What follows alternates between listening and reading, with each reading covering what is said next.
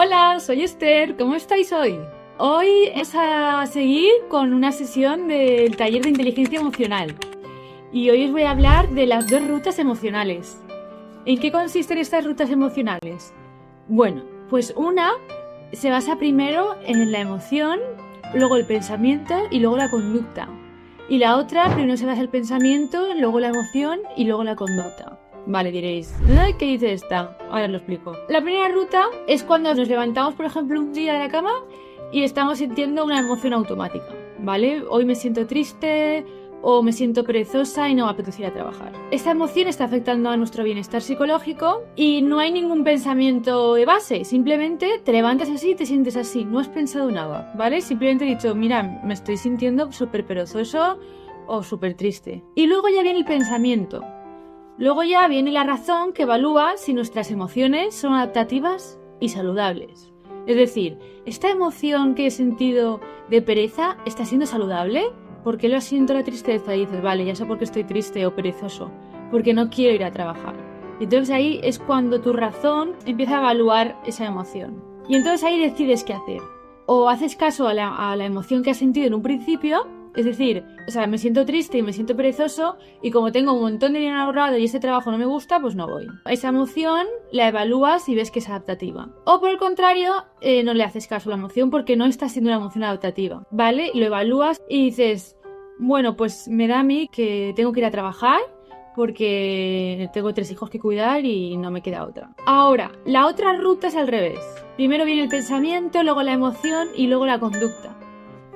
¿Cómo sería el pensamiento? Pues por ejemplo, ahí hay un grupo de chavales y yo pues digamos que he tenido una infancia con episodios de bullying y pienso, ahora pienso primero, no siento primero, pienso, me van a rechazar, se están riendo de mí, me están mirando mal, ¿vale? Por lo tanto, luego ya siento. ¿Y qué siento? Tristeza, agonía, ansiedad, frustración, rabia, ¿vale? ¿Y qué hago?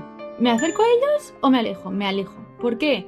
Porque mi pensamiento primero ha sido el de me están rechazando. Mi emoción ha sido emoción de tristeza y por lo tanto mi conducta, mi decisión es alejarme.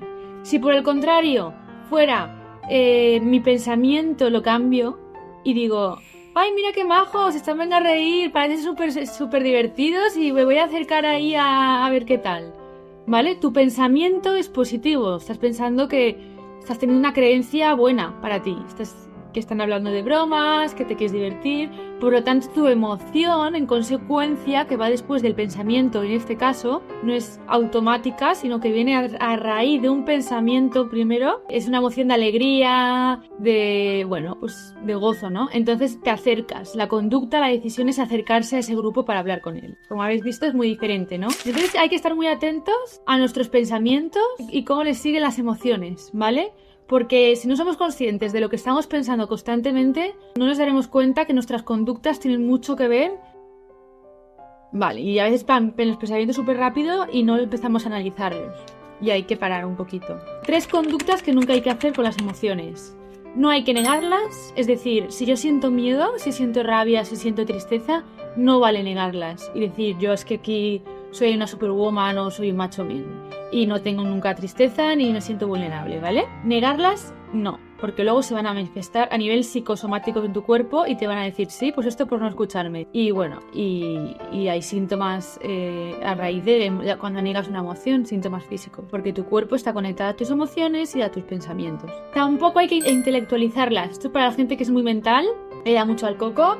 Pues tampoco hay que decir, vale, es que si siento esto es por esto y por lo otro, entonces ahora no. O sea, la emoción hay que sentirla y pasar por ahí, no queda otra. Y por último, tampoco hay que dejarse llevar demasiado por ellas, impulsivamente, ¿vale? Porque esto puede llevar consecuencias negativas. Es decir, si yo ahora mismo me acerco a alguien con mucha rabia y le queda un cuchillo, pues me dejo llevar por la emoción y no la he sabido gestionar. La rabia me ha gestionado a mí, me ha dominado a mí, no yo a ella, por lo tanto, pues probablemente acabe en la cárcel. Ahora os voy a hacer por último unas preguntitas para esta semana acerca de la inteligencia emocional y de las emociones y para que reflexionéis, ¿vale? Y si tenéis una libretita y os podéis apuntar las respuestas y me las comentáis ya, súper bien. ¿Cómo os sentís cuando no conseguís vuestros objetivos y vuestras metas? ¿vale? O sea, queréis hacer algo y no lo conseguís. ¿Cómo sentís? ¿Os sentís frustrados, tristes? ¿Vale? ¿Y qué sentís en vuestro cuerpo? Vale. Quiero que estéis muy atentos a vuestras emociones esta semana, ¿vale? En cuanto a qué me pasa cuando siento miedo, qué me pasa cuando siento enfado, tristeza, alegría, cómo las vivo, cómo reacciono ante ellas, cómo mi cuerpo reacciona y me avisa de estas emociones y cómo lo gestiono. Y por último, qué pensamientos van asociados a estas emociones. Es decir, qué he pensado yo para sentirme de esta manera, ¿vale? Porque le he dado un poquito al coco y cuando le he dado el coco ya he empezado a sentirme así, ¿vale? O sea, también identificar mucho lo que estáis pensando. ¿En vuestra familia de origen expresabais las emociones de manera natural? Es decir, si os pasaba algo en vuestra infancia de pequeños, si vais a casa y lo habláis con vuestros padres de una manera natural y os ayudaban a gestionar esas emociones, o por el contrario, estas emociones tenían que ser reprimidas y nadie se escuchaba o no podíais expresarlas, ¿vale? ¿Cómo gestionabais vuestras emociones en la infancia? ¿Y cómo manejabais las situaciones conflictivas en la familia o en el colegio, ¿vale? Cuando había un desacuerdo, yo quiero ver la tele y mi hermana quiere leer un libro, ¿cómo manejabais ese tipo de cosas? Y bueno, y por último, ¿cómo creéis que la inteligencia emocional puede mejorar vuestra vida familiar, vuestra vida laboral y sobre todo vuestra vida personal? Es decir, con vosotros mismos. ¿Cómo podéis aumentar vuestra autoestima, quereros y amaros mediante la inteligencia emocional y conoceros a vosotros mismos y aceptaros como sois?